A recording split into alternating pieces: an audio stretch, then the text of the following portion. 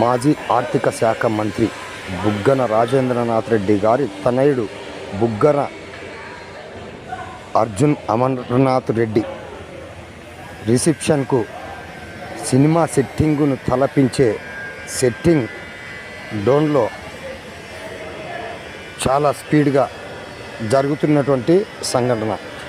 ఈ డ్రోన్లో ఇలాంటి సెట్టింగ్